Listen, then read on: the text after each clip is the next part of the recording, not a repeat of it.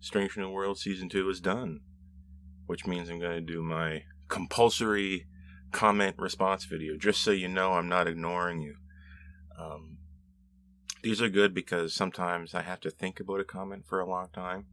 Sometimes I change my mind. Sometimes I'm wrong. But it's hard to articulate why in text form. So I hope for those of you who watch these, you get something out of it. Originally, this upload for today was going to be an unboxing. But what's interesting is that when you buy a lot of stuff, you don't really know what one's coming. Like, don't check the tracking information, and you get a little surprise. So at my personal mailbox, they'll give me like a little ticket thing that I take to the post office, and then they'll give me my package there. And so I got this ticket. It doesn't say what it is. I've got like 4 or 5 different things coming in from Master Replicas. So I didn't know what this was. And I was like, oh, great. Okay, this upload's probably going to be an unboxing. Well, one of those things I got was not from Star Trek, number 1. And number 2, it's a gift. So I can't really unbox it. So, yeah, this was almost an unboxing video. Which the last unboxing video performed so well. It took so little effort. It performed so well. And I didn't think the video was very good. But it performed. I don't know why. People just like seeing things get opened. I don't know, but I'm absolutely not made of money, and I can't just afford to buy tons and tons of stuff. But if you'll excuse me for a moment to explain something different than the intent of this video, Eaglemoss went under recently. They were those people that were making all those Star Trek models. A novel idea. Let's just make a model for every ship. Master Replicas bought out their remaining stock after they went under, and this Master Replica is selling this stuff. Like, this is probably the last time you're ever going to be able to get these things for a reasonable price. Like, this is the last time you're ever going to get it for the suggested price from, like, the manufacturer, so to speak. Now, apparently a company called Fan Home might be picking that up. I don't know. I don't know if they're going to bring in Eaglemoss people or they're going to continue to manufacture these. I hope Eaglemoss stays around. The quality is not wonderful, but this is the only way you can get some of these ships. Like, who else is going to make a little alien freighter that was seen in the background of some episode? You got it from Eaglemoss. And I'm sure there's people out there crazy enough to buy every ship they ever made. Not me. I'm not. Money is still an object to me, unfortunately. But I have a few things coming in, so there's unboxings coming. Provided they actually come in the mail. It's been a while. But I'm willing to give them a lot of leeway. Given what they're working with. Some behind the scenes stuff seems a little hairy with Master Replicas, but so far I've gotten 2 XLs in good condition, so I'm happy about that. We'll see how the future plays out. I'll leave you guessing what ships might be coming. If you know me, you might be able to guess them. So with that out of the way, there's my explanation for why this is not an unboxing video.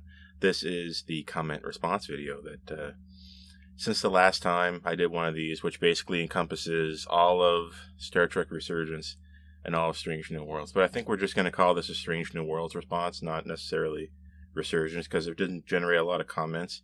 I think people were either passively watching Resurgence and not really saying anything, or they were they were playing it too at the same time. So it was a little bit more a different video type than I usually put out. So with that out of the way, let's see what we got up first. Okay, well, good. Okay, from this person, there's 2 people. Look, Elmoy 97, Alejandro 74. 2 people in one. Imagine that. Good. For Star Trek Resurgence, episode 5. Thanks. That's good. And then the same person said, bro. And then next. Wow, is this guy from the future? He's talking like he's from the future, like short little one-word sentences that are hard to understand or really get any meaning out of. But thanks a lot, Elmoy 97, Alejandro 74. Movie Late Night. Great name. For Star Trek Strange New World Season 2, Episode 1. Man, this episode was so insane stupid. Give us Picard, lol. Well, I didn't really particularly love that episode either. It had a lot of strange ideas and things going on in it. It wasn't horrible, but it certainly didn't hit the same like high water level that the really good Picard Season 3 episodes hit. Thanks a lot, Movie Late Night. Okay, Undertaker is here for Star Trek Strange New World Season 1, Episode 5. Oh, wait a minute. Edited? Am I getting this now just because it was edited? When they updated to Windows 2295, the Khan granddaughter and Spock catcher all wiped. Actually, I wish we could see the late 2295. Yeah, I already read this comment, but thanks. I'm getting it now, I think, because it was edited. Maybe it was just for a spelling error or something. I don't know. Thanks, Undertaker. But oh, look, Undertaker's back, though. Undertaker's back. For Strange New World Season 2, Episode 1. Tell you what it's not about. Star Trek. Yeah, my question, I think, thematically, I like to ask, what is this about? This one episode is a little muddled. Tell you what it's not about. Star Trek. I'll give you a hint, though, Undertaker. There isn't one episode of Star Trek that's about Star Trek. That's kind of weird to think about, right? There actually isn't one. Maybe someday we'll have a Star Trek episode that's about Star Trek, where they get Star Trek VHS tapes and they watch them and it's like, this is just like real life. Where was the camera? They're looking at us right now. But I think your point is that it's not very Star Trekky, and it's in the eye of the beholder. So thank you, Undertaker. Powercage. This looks like a cool game. I love it. For Star Trek Resurgence, a review is coming. The script is in the works now. Star Trek Resurgence number 10. Everybody out of the channel. Yeah, this looks like a cool game. Yeah, don't watch me play it. Don't watch those videos. Go buy the game. You should not watch these. These are just an algorithmic thing I did. I love it. And I do. I Am Not a Nugget Blackheart is returning for Strange New Worlds Season 2. Episode 2. Oh, this is the this is like the courtroom one. I was so confused when they chose to use a 32nd Century Starfleet HQ. Did they? Seriously? Is it the same build? Is it the exact same? I thought the Starfleet... Yeah, maybe. That kind of like vertical room that was at headquarters in the 32nd Century in Discovery as the JAG courtroom. It looks so awkward. The upper area could have been used for observers at least. Not the main courtroom. That was really distracting at times. Hey, maybe in the 32nd century they based it on this room. There's the age-old excuse you can pull out. But yeah, reusing sets is nothing new. As long as it's not awkward. And to I Am Not a Nugget Blackheart, it seemed awkward. It seemed like it should have been kind of like maybe that kind of stadium-style area that they had at the end of Season 1 Discovery. Maybe kind of like an end of Star Trek 6 kind of area. Remember if you know what that looks like, kind of like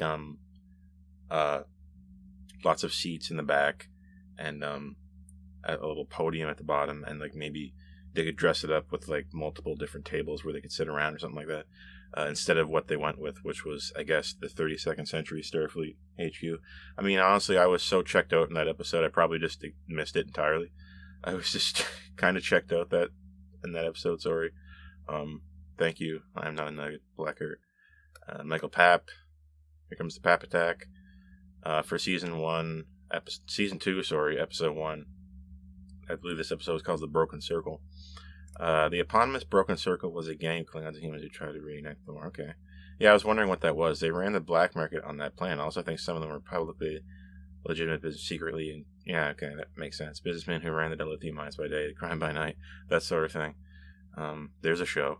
Yeah, it's kind of like it reminds me of like the Emerald Chain, just kind of like the something type of name.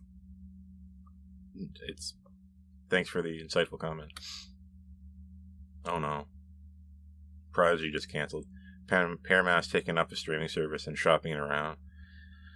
Season 2 was nearly done, so that's still good at getting finished. Not going to be on P+, apparently. F word, not good news. I blame arrogant asshats who couldn't get past the idea of it being a cartoon.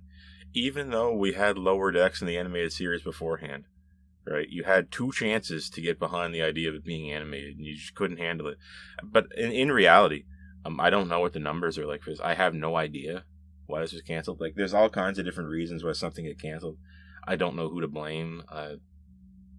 I don't know. I mean, sometimes things are canceled for purely like kind of like backdoor political like theater inside studios. Kind of like, oh, we cancel this and then it's going to lower the value of this so we can sell this asset to do this. You know what I mean? Like, there's all kinds of things going on. Sometimes something being canceled is not really just because of numbers or because it's bad. There's complicated reasons. I don't understand all of it. I'm not interested in finding out, really. I'm sure there's lots of YouTube channels where you can find that stuff out. But it was just canceled. But apparently, they're going ahead with season 2. They're finishing the show, and they're shopping it around. And I remember the creators behind the show were saying they're 99% sure they have someone who's going to pick it up and distribute it. So if I can watch it, if it's legal for me to watch it, I will be reviewing it. But if not, well, we'll see what happens. Sad stuff, though. Uhura has the setting just the way she likes. The tech would come in and there and change everything. Oh, hell no. Oh, hell no. I am 100% behind the ensign on this. I hate it when people touch my workstation. Absolutely not. I have a system in place. Anyone here could just muck it up. Her as being a bit of carrier, but I would at least want to be too. Yeah, what I was confused about with this was that, and I think it was in my review, this is in an episode where Uhura gets a secret message, though. Like, he gets the secret broadcast thingy that she can only hear. And when you put this in an episode where you're getting a secret one-on-one message that only you can hear, it immediately makes you think that she's trying to hide it. Like, it's just weird that it's in this episode. Like, not changing her settings should have been in any other episode, right, where they were at Space Talk. But, like, there's this one time where we're doing this, where Uhura gets the line to say, don't touch my stuff, when she just got a secret message from somebody or something like that. Do you remember? It was something like that in that episode. There was something about, when they were stealing the Enterprise, they got the, thing that Uhura, like, it was, that message that they needed help. From Chapel and I think Mbenga. Like, doesn't it make it look like she's hiding that? But then when you watch the episode, she wasn't. The scenes were unconnected. That, like, it's just something. It's just like a weird writing. It's not an oversight. It's just something that bothers me because I'm crazy. But I guess you're right. I would probably tell them not to mess my stuff unless it was illegal for me to not let them do it. I don't know. Shit, I actually never made that connection. The parallel is obvious now that you point out. God damn it, I am very annoyed. I missed my blissful ignorance. What was this? I gotta find out what this is. Yeah, okay. Okay, yeah, basically, this is when I was pointing out that the Broken Circle, the first episode of Season 2, is just Picard Season 3 again. It's just what happened at the beginning of that. Again, we're stealing a ship to go to some place to rescue people. Like, it's the same. Star Trek repeats itself, but this is really soon. Like, it's really, like, it makes you think, right? So thanks, Michael Papp, for allegedly not noticing that, but once I made the connection, maybe the episode is a little bit less, is not quite as good, because he seems annoyed. I missed the blissful ignorance. Well, don't we all miss the blissful ignorance? Cool Hand. Cooking with Pike with a side order of egg noodle breakfast was an interesting episode of Trek Wars. Good review. Also, thought it was thought with all the thing about Kirk was somewhat familiar of the Augment War, where Spock, half human, half Vulcan. You study both worlds' history. Was very, very aware of the Augments, and very aware of probably the Augments and eugenic wars. Yeah, changing your DNA to look different. That is what happens with the augments. If you don't know, watch Star Trek Enterprise. This is your explanation behind why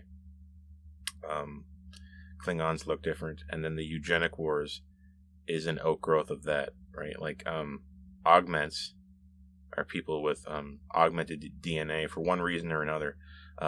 For a long chain of events leads to the eugenic wars, which is like World War III, and then that technology comes back, and it changes the Klingons again. So there's a long string of DNA changing people to cause problems in the future. It's like a line. If you haven't noticed this whole thing about genetic alteration, this line of reasoning has gone through the first episode of Star Trek up till today. It's still something that's going on. And it does kind of remind me of it. All the thing about Kirk was somewhat familiar with the Augment War. Yeah. So thanks, Cool Hand. That was for Season 2, Episode 2. We're back with Episode 1 from Season 2. What?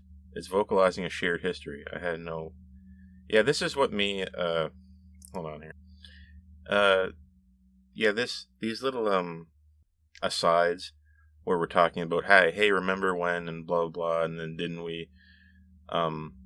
it's not like a problem. It's just that...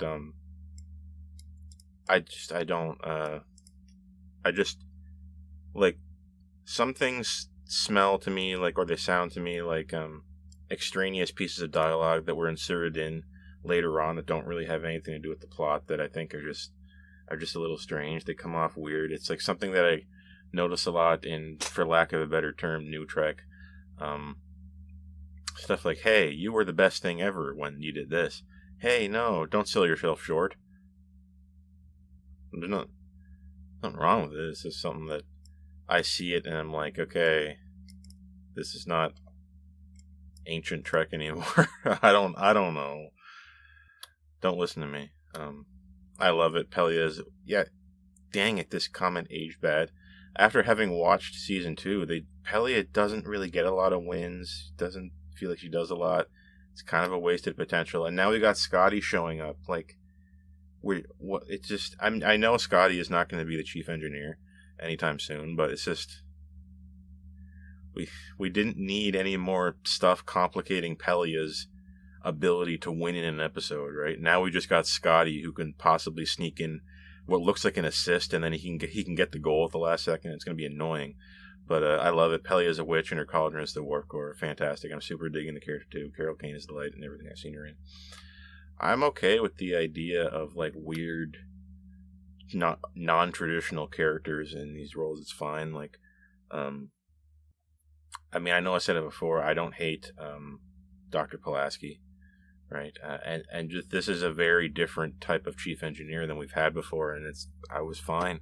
But it's just that it felt to me like what was set up, it was not kind of, it wasn't really built upon very much. We don't really learn much about her history that much. We touch on it in the episode tomorrow, but I didn't really love that episode regardless. It didn't feel like the Pelia experience we needed. And you know what? If they're setting up this character to be around for multiple seasons, maybe that's fine. Maybe we didn't need to learn this stuff in the season. And I mean, it took forever to get Ortegas to do anything cool. And we're kind of almost sort of got it here. There was a bit of a bait and switch with a few episodes. But among the Lotus Eaters, it felt like an Ortegas episode, and then it just got stolen by Pike. If there's medicine left behind, the Klingons wouldn't use it. The Feds likely would inventory when they got back. I'm sure they would wonder, well, that specific medication was used up, I guess. The Feds inventory stuff, right? But we didn't notice those guns were missing in among the Lotus Eaters. Just saying. This is about the way that it sets up this idea that the Klingons operate the planet, and then the Federation comes back, and they take turns. There's time sharing on this planet. And I was kind of talking about how if there was medicine left behind, the Klingons wouldn't use it. the feds would likely inventory when they got back. I'm sure they would wonder why all that specific medication was used. That's my guess. Yeah, it's obvious.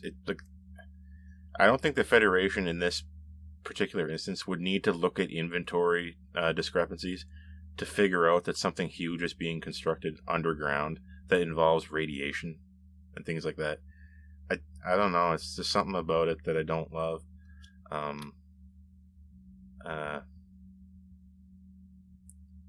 I would love that more, yes, but the actor is badass martial artist in real life. The whole sequence is probably designed so they could. Yeah, the sequence where what do they call it later? Protocol 12 or something. That drug that makes them turn into kind of like a superhuman. The whole sequence was probably designed. Yeah, you want to be careful when you design a sequence backwards like this. Kind of like how in we basically go on a strange off-roading journey on a Jeep in Star Trek Nemesis, just because we thought it'd be fun to go off-roading. Be careful with that. Sometimes it works, sometimes it doesn't. Yeah, the actor is Mbenga makes it look really cool when he's fighting. It's really cool. But you're agreeing with me that maybe the Starfleet way to solve this would have been just messing around with the ship, using your knowledge of the ship design to turn it against the Klingons. That would have been a lot cooler. But we took this drug and went on this weird fight scene. Whatever. It's not a huge deal, but yeah, it would have been better to see it work out the way I said, and I think you agree. Although these reviews are not about what we wanted, they're about what we got. This reminds me a lot of that. Do you remember that episode of Lower Decks where Tendi awakens like Orion pirate powers and then goes on this solo mission in the ship, kicking people and like destroying things, and I was just thinking like we should be establishing that the Starfleet way of fixing this is better, and that like Rutherford would maybe say like, oh, do this, and then Tendi would like, oh yeah, that's just like when we did this, and then they would rig up a panel so that it would blow up when somebody walked by and it would distract them, and then they would sneak up behind them instead of going on some weird swashbuckling solo action hero adventure through the ship. I can't remember the episode exactly, but I watched all of Lower Decks, and Tendi does something a lot like this in some episode of Lower Decks. I didn't really love it there, and I don't love it here.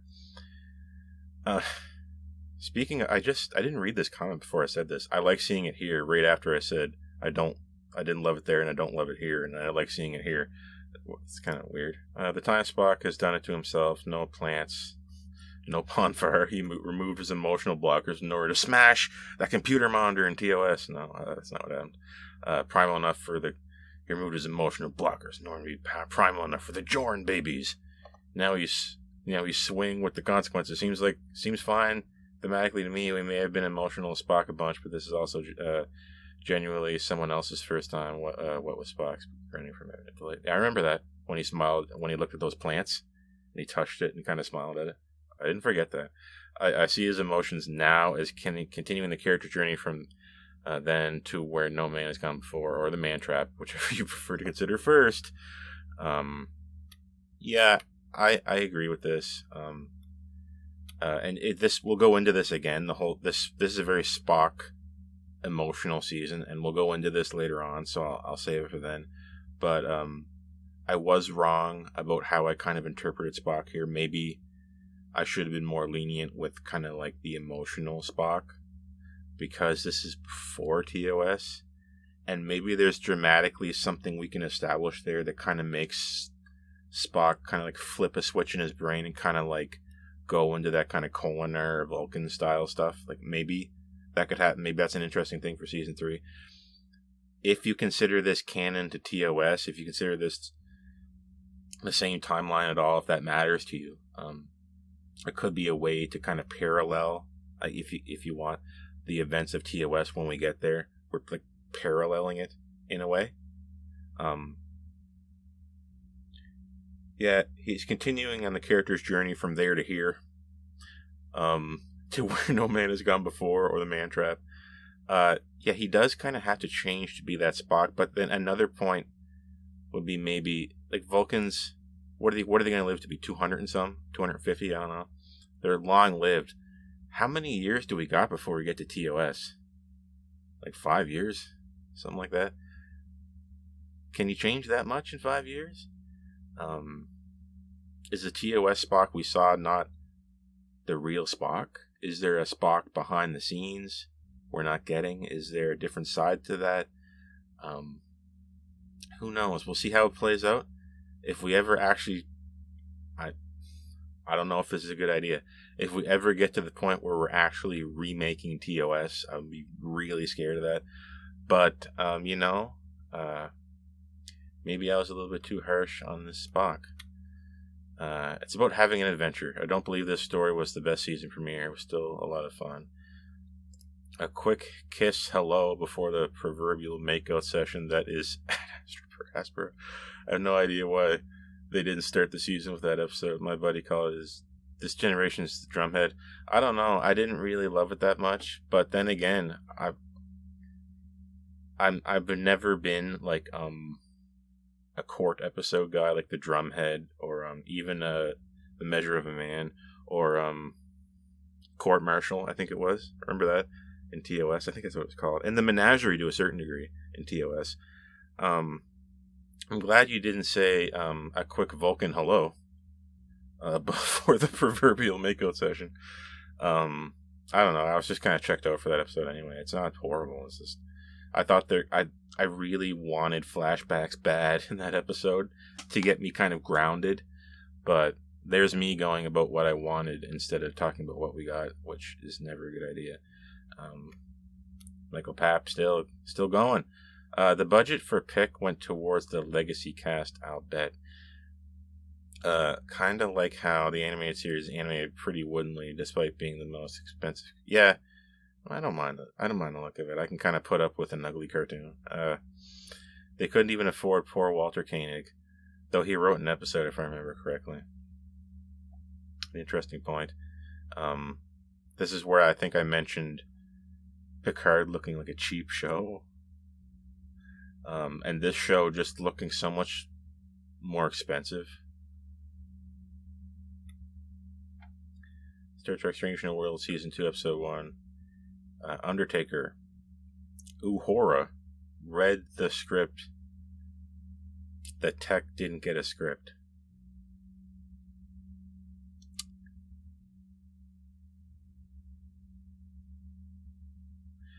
Maybe this is about Uhura denying that guy access to her panel area, her console. And she knew the script, so she knew about the secret message beforehand. And the Tech didn't get a script, so he didn't know the secret. And that's why he didn't get to alter her setup. Maybe that's what that's about. Thanks, Undertaker. This episode is so good, it's free on YouTube. Seems like another failing show did this. Can you say Discovery? I can say Discovery. I just said it. I don't think Paramount is doing so hot right now financially, if news is to be believed. I've heard it's 2 years or less from death. I've lived long enough to see doom and gloom pan out one way and then pan out a different way. I've lived long enough to see predictions fail a lot. I know that from their own admission that not just Paramount, a lot of these different streaming companies aren't exactly doing as hot as they used to be. I don't know if that's why Prodigy was canceled. I don't know if that's why Discovery was canceled. I don't know. But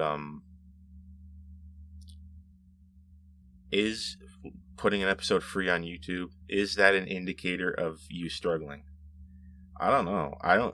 For me personally, if I was making a TV show, well, I'd want it to be free, but if I cannot physically be allowed to do that, I would try to at least get one episode free, right? So maybe you can read into this and say that we're failing and we need people to watch this and we need people to get hooked, right? Or you could just say this is just people being, good-natured in some way. I know it's hard to believe, but I think some people out there are probably a little bit nicer than you give them credit for. sometimes people are nice and misguided. Sometimes people are nice and just wrong. Sometimes people are nice for skeeving, underhanded reasons. Watch out. Ooh, maybe I'm not secretly such a nice guy. Maybe I'm secretly a changeling. You don't know. But thanks, Undertaker, for your comment on Strange New World Season 2, Episode 1. Man, again, Prodigy is canceled. We're saying it twice. So that's not a good venue for the topic. I was talking about genetic alteration and how that fits into the Federation. And I thought it was so much more better placed in Prodigy because it's in the future. Like, I don't love when you broach subjects in a prequel that then make the people in the prequel sequels look stupid for not knowing it. Like, if we broach this subject about allowing people with genetic alterations to serve inside Starfleet, now, whenever we deny that between now and Prodigy in that timeline, it just, what are you, stupid? Everyone's just stupid. They don't know the precedents. They don't understand the law, the legality behind this thing. They don't understand history, right? That's what you're saying, right? I mean, it has nothing to do with the plot of the episode or the sentiment behind it or the themes. Nothing to do with that.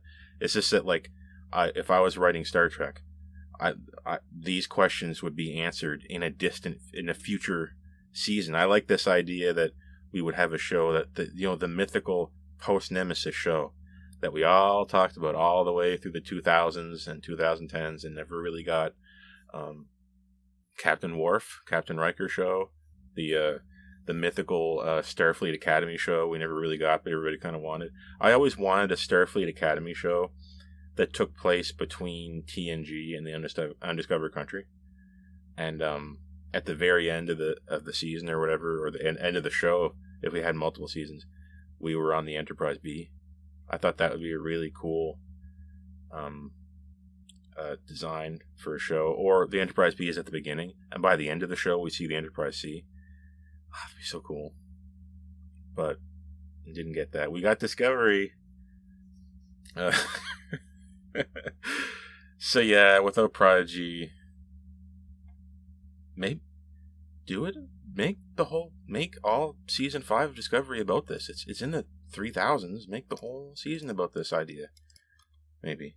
Although 1,000 years is a long time to wait to fix that problem. I know, it's a long time. Sit tight, guys.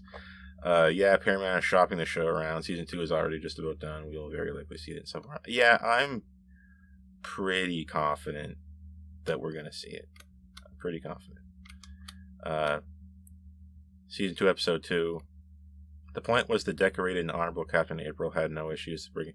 Yeah, this is when I didn't like how they kind of dragged Robert April through the mud a little bit. Yeah, the point, right? The point was the decorated and honorable Captain April had no issues of breaking even the Prime Directive. He thought it was justified. Yes, yet he would have refused a girl who grew up to be one of Starfleet's finest. You can't know that beforehand. Starfleet's finest simply because of her heritage and genetics is a point that needed to be made. The point does need to be made. Did it need to be Robert April? Could it have been something else? Or I don't know. Could we have established this in a different way? I just like there's something about like bringing back like a historical character just to kind of dunk on him a little bit. Like maybe at the very end he should have got a big win in some way. I don't know. It's just a personal feeling. Like I don't like bringing back people if it's for a good reason. But the point is correct. I mean, obviously you're gonna Una. Like has a personal connection with Captain April. And then we have to bring that up in this episode. Could we have not done that and got away with something else? I don't know. This is from an episode I'm not completely in love with. It's not horrible. There's some interesting stuff in this episode. And yeah, the point needs to be made. The point needs to be made. You're right. Star Trek Resurgence number 13. This has got to be one of my favorite game bugs. Go watch the short I made, or watch this episode 13. There's a point where Edzeler's phaser gets stuck on, and she like puts it away, and it's still phasering. Like, It's like you glued the button down and then just holstered it. Yep, there we go. No problem. And then the phaser is just wildly phasering whatever it wants. It's insane. Go look at it. I was so fortunate to have that happen. Cool hand. Okay, we're in A Strange New World Season 2 Episode 3 review. Tomorrow and tomorrow and tomorrow. There are 3 main timelines now in Star Trek now. Okay, so we're going with this. Alright. Original timeline, which consists of TOS, TNG, DS9, Voyager. Prime timeline. Enterprise, Discovery, Strange New Worlds, Lower Decks, Prodigy, Picard, with the OG TNG crew stopping the Borg from changing the timeline but creating a new timeline. So we're going with that from Enterprise. And the Antarctic with the Borg drone, the Enterprise, also all the timelines that Mama Burnham made when trying to save her husband and... Gabriella made when trying to save her husband and daughter, Mikey Spock. Yeah, that's the Red Angel thing. But in Picard Season 3, we saw the Constitution class. The U.S.S. New Jersey. We saw it. Does Picard Season 3 take place in the prime timeline? Or is that actually not? Even though it references Season 1 of Picard, it doesn't reference Season 2 at all, really. It kind of retcons it. Very strange. Kelvin timeline with the Star Trek 2009 movies created by the OG Spock or Prime Spock, but I never understand that Starfleet would allow cadet commanders to... Yeah, that would never happen. I don't hate the movie. I don't hate those 3 Kelvin timeline movies. It's just that it's full of completely unbelievable stuff that would take you out of it if you were super caught up with that. I guess if you can just turn your brain off and go for an adventure, I can have a fun time. The writers want Star Trek to be in our world, where it existed in its own universe, which limits the rights or writers like this now with the eugenic wars, dates changing, and now anything that happened in our world has to happen in Star Trek. I don't like that. I don't like when they have to push things forward for the sake of what we invented since Star Trek began. I like 1966, what it set forth at the beginning of TOS was not our timeline. It diverged. Anything they said happened in their timeline, that's not our timeline. We don't have to keep moving things up. We don't have to move World War III up just because it didn't happen. It didn't bother me when we got to 1990 whatever and it didn't happen. That's fine. I don't know why we had to keep changing it, why we had to have a floating timeline. You'd think that it was... You would watch... You're not stupid. You watched 1966 Star Trek, and you knew these things didn't happen when they said. So obviously, at some point, the Star Trek world diverged from our world. Fine. Why do we have to mess around with that? So where this Sanctuary City is in Deep Space Nine, I wonder, it's an interesting episode of Trek Wars. Yeah, Star Trek, but you kind of make fun of it and call it Star Wars. I guess that's what you're saying. Sorry to anybody who watches Star Wars, whatever that is. Good review. I wish they get back to Star Trek and their stories. Get back to Star Trek. Yeah. We just need to stop with the time travel plots for a while. Yep, and every single Star Trek series has time travel episodes. Like it's been done to death by this time. Yeah, it is. It's very done. It's a quick way to make an engaging episode. I'll admit that a time travel episode, it can be engaging. It's like, you get your fast food and it's fun and hey, this is great. It's time travel. And then, it's how many times, like if I was working on a new Star Trek show, set like post Nemesis, post Prodigy, post whatever, we'll set it 2450, something like that. First thing on the whiteboard would be like in the writer's room. No time travel plots. No Borg. Let's just not... We need... I'm not knocking it. It's just we need... new stuff. Right? Like... Look at the behind the scenes stuff for TNG. They were really averse to trying to bring back TOS stuff in TNG. Even though it would have got people interested in the show more. They were really averse to the idea of even saying Spock. They just didn't want to do it. Like, it's just... we want to move forward. We need forward, new things. MK Li3LK. This person's just a code name. I agree with Red Letter Media regarding the terrible dialogue in Kurtzman Air Track, particularly in Strange New Worlds. I thought it was worse in Discovery, but gone is the cerebral dialogue, and we are no longer see Starfleet officers with poise and professionalism. Well, unless you see Picard Season 3. Instead, we have a ship full of immature individuals who act like annoying high schoolers, where everyone has a quip and a one-liner. It is Star Trek for the TikTok generation. Ouch. Tell me how you really feel. Why is it always quips? Why want to go away? I like the quips if they're witty and I agree with the sentiment. Why have an issue? I think sometimes it can interfere with the previously established tone of a scene. Not always. Interference is subjective, true. I think a good quip can enhance a scene as well. Good or bad dialogue can make it or break a scene, quippy or not. True. Still, no one has to like quips at all. You don't have to. So I respect people have that opinion without understanding it myself. Yes. If something amazing happens, I don't necessarily need the laugh track of the quip at the end. And I'll show you a weird example of this, right? Picard Season 3, when we get out of the Righton system, we see all those space jellyfish being born. And I think Beverly says, what was it?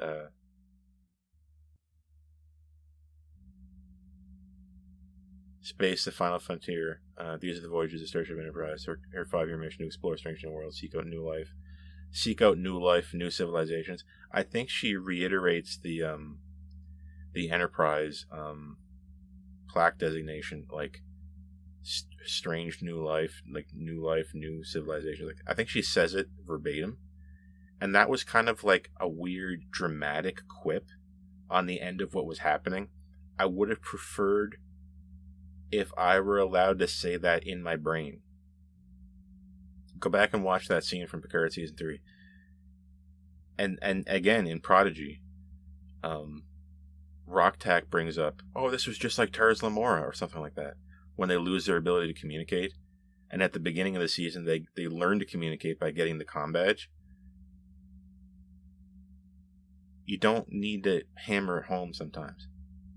It's better were I to discover that in my mind, right? It can never compare to what I can feel in my own mind. It can never compare, right? When you say it, it can't compare to the thing I said in my brain. It's kind of an esoteric thing, but quips can kind of be like that. So, I definitely don't need to hear, so that just happened. Definitely don't need that one. And I think that actually happens in Subspace Rhapsody. I think Pike says, so that happened, or something like that. I don't need that. Wilford Gray, phaser boner for pocket phasering the short. Not going to say what that is. I already mentioned it. Go watch it. Thanks, Wilford Gray, and thanks MKLI3LK and Michael Papp and this guy. Who's this guy here? He seems to have a lot of interesting comments. This LT Mark TREK. What's that? Good job, whoever that guy is. Season 4. What am I saying? Episode 4, Season 2. Oh my god. Among the Lotus Eaters, I think.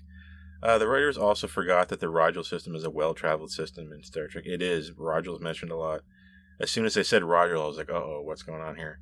The Star Trek Enterprise pilot episode been on Rigel X or 10, and the other show, Rigel 3, Rigel 6, Rigel 7, Rigel 10 are now to be inhabited, so yes, it should have been a different planet than Rigel 7. There's a lot of things in that episode that could have been great with just a 2-second rewrite on things. It could have been awesome. Like Zach as a villain of the episode, like Old Trek, when Starfleet captains or crews become the villain on alien planets by themselves, showing that Starfleet is capable of anything, but that's what I think is true. There's lots of instances of captains just going crazy because of like the doomsday machine or something like that. And they get megalomaniacal, or they get just totally on a one-track mind and go off the deep end alone. I mean, who's not guilty of going a little bit crazy from being alone? The weirdest thing is they waited 5 years to go back after forgetting weapons there. You'd think Spock, of all people, would have reminded them that they left all this equipment on the planet. It's kind of a stickler for the rules. Well, maybe the Federation should be a little bit more anal about their inventory. You know, you check it in, you check it out, right? The guns go, and the guns come back. Uh-oh, we forgot a bunch of guns there. How do we know? We checked the guns in the armory. We're missing 10 guns or something. Uh-oh, and they've had 5 years to figure out how they work, too. It's a lot of... We could have fixed these things with a little rewrite, and it would have been a really, really good episode. It brushes with greatness. Yeah, I think they said Band-Aid in this episode. I commented myself on this episode. I felt the need to.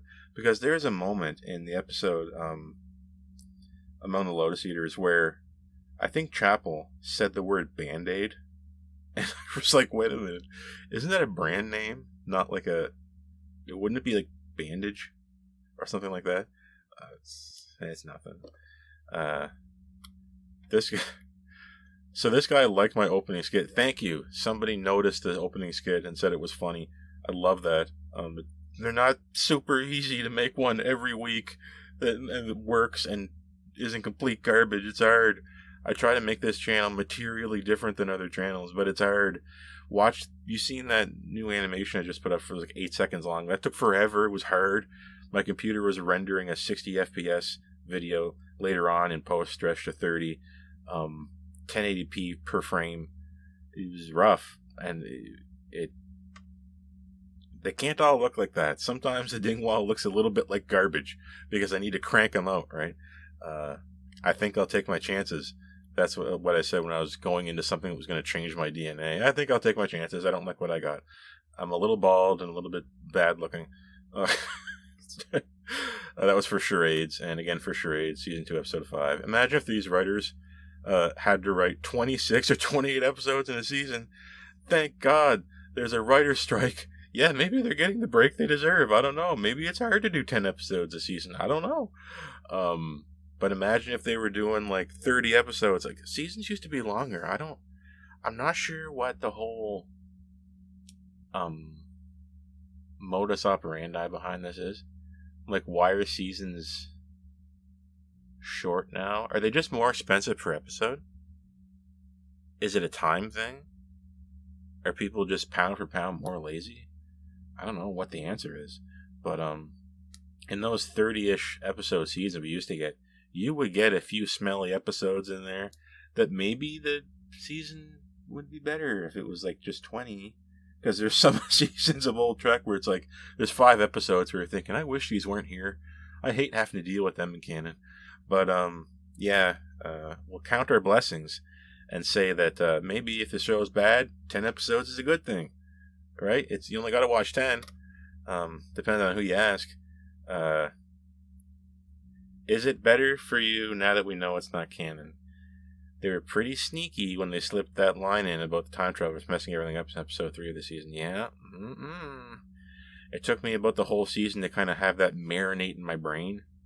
I'm kind of seeing what they're saying now. Is this the same timeline? I mean, we out and out said in dialogue that the date of World War III was altered. So can we be in the same timeline? Maybe I'll have a poll. Is Strange New Worlds in a different timeline? Same as Discovery. And honestly, it would be better if I knew it wasn't canon. It doesn't bother me. Like the Kelvin movies, when they said they weren't canon to our timeline, I took that I had like a sigh of relief. I was like, good. There's nothing wrong with that. It's fine. It's just a different movie we can watch. Like, why not? It's not trying to go back and change our canon. Like, it's not trying to, it's not trying to have its cake and eat it too. It's saying that, okay, we're just going to have our own cake over here. All right, you can have yours and we'll have ours, and that's fine. But as soon as the dawn of Discovery hit, there was this thought that, like, why we're insisting that this is canon to the old timeline, but it looks totally different. I don't know. It's just, maybe it was like a marketing ploy. I mean, the whole thing is very nebulous to me. Thank you, Undertaker. again for the same episode, Charades, episode 5, season 2, Cool Hand. At the end of Journey to Babel, Bones got the last word because Spock and Bones will go at either. I guess that's supposed to be at each other, but just not in malice. And Spock, who pride himself on the history and culture, I know, and Vulcans in history and memory, knowledge, one of the greatest scientists and inventor of the 23rd century. But on this show, I don't know who the science officer is, since I have to seen Spock do any science, anything in this field, only for some else who come up with the science that Spock. In Those Old Scientists, you see Spock doing some science stuff with Bourne, which was really cool. I like that. Didn't come up with, think that Spock would be in sickbay helping him badass.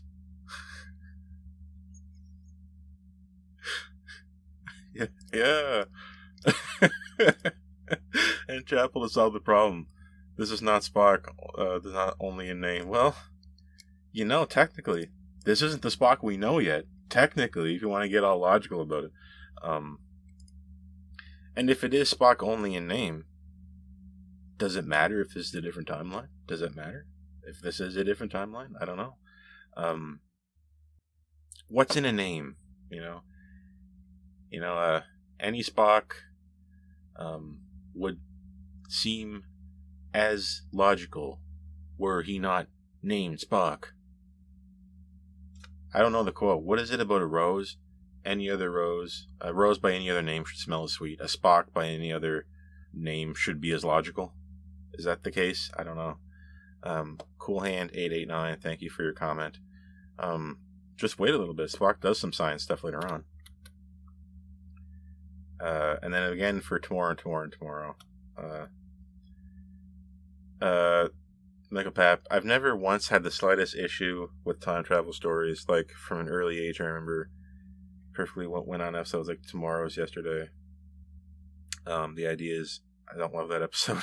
The idea is that time travel and its parallels and paradoxes portrayed in media generally doesn't confuse me. I've always been able to follow along a plot like Terminators. Even this current age of multiverses is understandable to me. None of it ever gives me a headache. I think this is because I read a lot of Superboy. I don't know what that is. And a Legion of Superheroes as a child. I know what this is. I heard of this. Nothing in fiction will ever be as convoluted and confusing. I know that. Comic book people always tell me, this is nothing new. We've been putting up with this for 30 years. Give or take.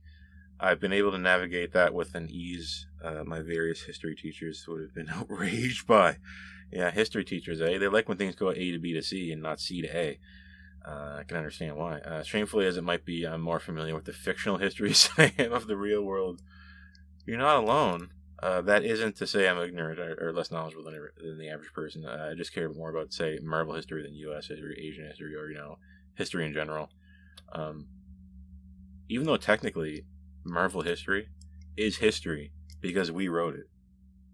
So it does fall under history. So yeah, no matter how wibbly or wobbly the time-wimies, I can follow along as easily as Doctor Who fan does this sentence. What is special about Doctor Who fans? I don't know. Are Doctor Who fans more able to understand this sentence? I don't know. But thanks a lot, Michael Papp, the person who doesn't mind time travel. And again, for the same episode, tomorrow. Don't know if you comment on this later, but the plot to me in mind of the Voyager episode where Seven is recruited by a temporal agent as well. Yeah, that's basically where the similarities end. So I'm not accusing anyone of being an original, but I do feel like this episode checked off a Trek trope box. Say that 10 times fast. Yeah, this whole episode, I think I mentioned it too. It just felt like something from Voyager. I was like, this is a Voyager episode, dude. Half expecting Tuvok to be running around with a hat over his head or something, so he can't see his ears. I don't know why I kept thinking that. It just kind of had that vibe. I think Harry Kim faced a similar complaint in Voy, but I don't remember for certain Voyager. I was just thinking Voyager for some reason this entire episode. Just goes to show how Starfleet saves on materials by not soundproofing the walls. Haha. At least not when it comes to music practice. Yeah, in this episode, somebody complains that Spock is practicing his harp thingy too loud. And you know, on the bridge of this ship, you can hear when somebody goes to the bathroom. If you, there's a deep cut. If you listen hard enough in my videos, you can hear the bathroom.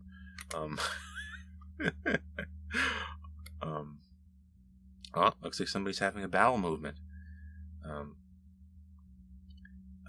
Michael Papp for season 2, episode 30. It's all magnets, basically. Magnets, how do they work? The sensors at the door are keyed to go off of a certain magnetic frequency, disrupts their field. Coincidentally, the store you're frequenting sensors keyed to the same frequency as the place you bought your wallet from. They just forgot to demagnetize your wallet. Or it got... oh my god, that's how that works? It demagnetizes a strip in the thing I bought, and it just happened to key into the same frequency that the store I bought it from was. Or, wow. Or it got remagnetized somehow. I heard of that. Those tags are designed to be magnetized and demagnetized over and over and over again. In some cases, the tags get reused. It makes sense. Generally, this is only accomplished by waving a magnetized item of the same frequency over the tag. Could be you brushed your wallet up against one time in 15 years, maybe even at that store if you set your wallet down near their security stuff. By that same token, they should also be able to demagnetize your wallet's sewn in security tag. That's what they did. They beat me out or something. Like, they scanned me out. This old beat up wallet I had since forever, it's scanned out. This wallet I got for like a gift or something forever ago. What weird. I was becoming the guy who just stole every day because I got checked a million times. I wasn't stealing anything, and it was my wallet for so long that they knew who I was. The guy who sets off the security thing just by being alive. They couldn't figure out what it was.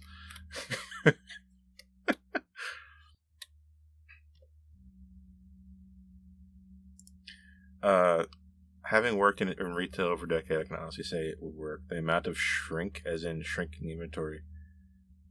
Oh, yeah. Is this like loss prevention? You know how they come up with these funny euphemistic terms for stealing?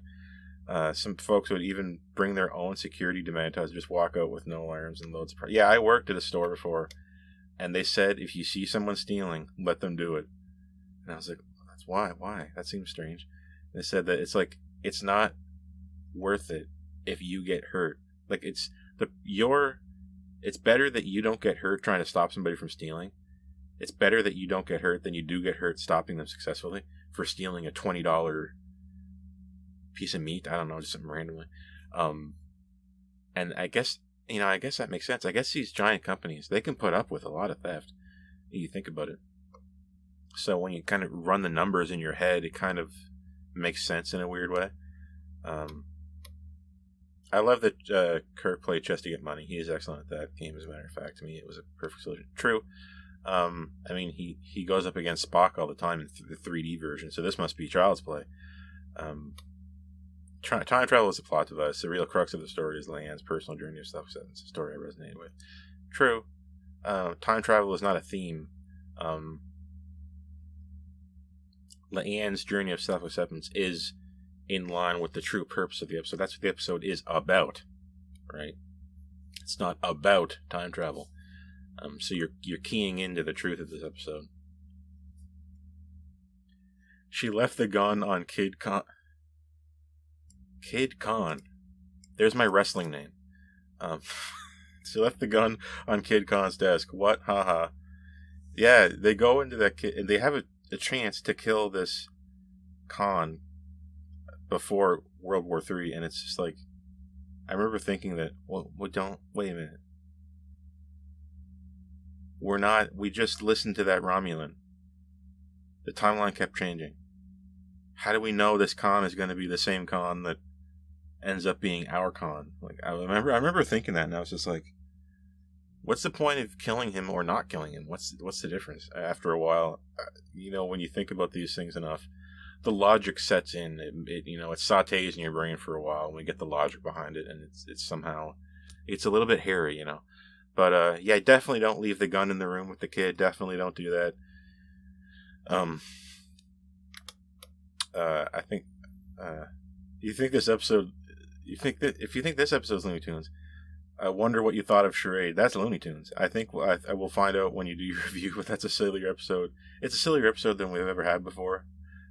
Episode and tone in this one. And, Charades, I'm not going to tell you who it is, but, a certain like guest character in that episode is played by somebody who was from basically my favorite TV show ever.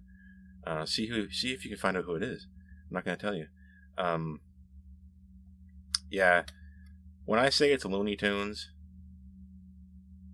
it's not necessarily an insult. It might sound like it.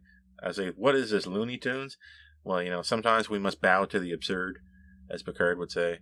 And yes, there has been lots of episodes of Star Trek that have been complete Looney Tunes land. Kirk sacrificed his crappier existence. M. Oh, this is Mbenga's brother. Because.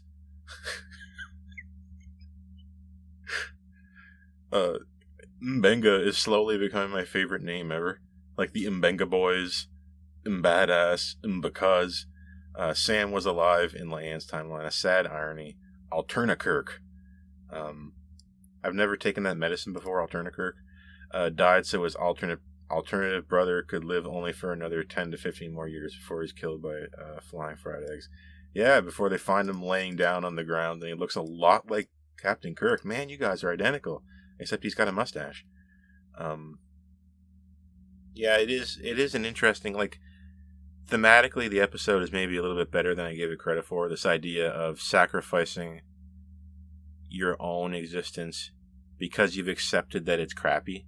Like, you've accepted that the timeline you're in is kind of bad. It's kind of like yesterday's Enterprise in that way.